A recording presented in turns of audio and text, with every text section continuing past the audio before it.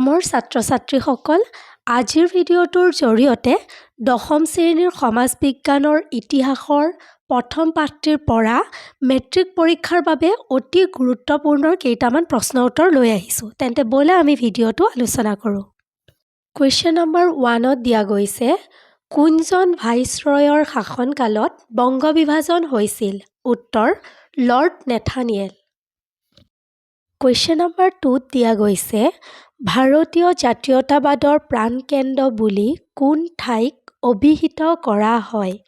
উত্তৰ, বংগদেশক। Question number 3ত দিয়া গৈছে, বন্দে মাতৰম গীতটিৰ ৰচক কোন আছিল? উত্তৰ, বংকিম চন্দ্ৰ চেটাৰ্জী। নেক্সট কুৱেশ্যন নম্বৰ 4ত দিয়া গৈছে, বংগ বিভাজনৰ পিছত সৃষ্টি হোৱা নতুন ৰাজ্য দুখনৰ নাম কি কি? উত্তৰ, অসম আৰু বংগ প্ৰদেশ।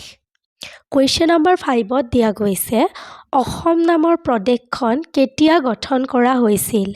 উত্তৰ, 1874 চনৰ 7 ফেব্ৰুৱাৰীত। কুৱেশ্যন নম্বৰ 6ত দিয়া গৈছে, কাৰ নেতৃত্বত ছাত্ৰ সংসদ গঠন হৈছিল? উত্তৰ, Surendra Nath Bandyopadhyay. Next question number 7ত দিয়া গৈছে, পূৰ্ববংগ আৰু অসম নামৰ প্ৰদেশখনৰ ৰাজধানী ক'ত স্থাপন কৰা হৈছিল? উত্তৰ, ঢাকাত। নেক্সট কুৱেশ্যন নম্বৰ 8ত দিয়া গৈছে, 1910 খ্ৰীষ্টাব্দৰ মুছলিম লীগৰ কাৰ্যালয় কোন ঠাইলৈ স্থানান্তৰিত কৰা হয়? উত্তৰ, লক্ষ্ণৌলৈ। নেক্সট কুৱেশ্যন নম্বৰ 9ত দিয়া গৈছে, 1905 খ্ৰীষ্টাব্দৰ কিমান তাৰিখে বংগ বিভাজন কাৰ্যকৰী হৈছিল?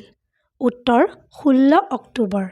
নেক্সট কুৱেশ্যন নম্বৰ 10ত দিয়া গৈছে, বন্দিনী ভাৰত নামৰ নাটকখনৰ ৰচক কোন? উত্তৰ, অম্বিকাগিৰি ৰায়চৌধুৰী।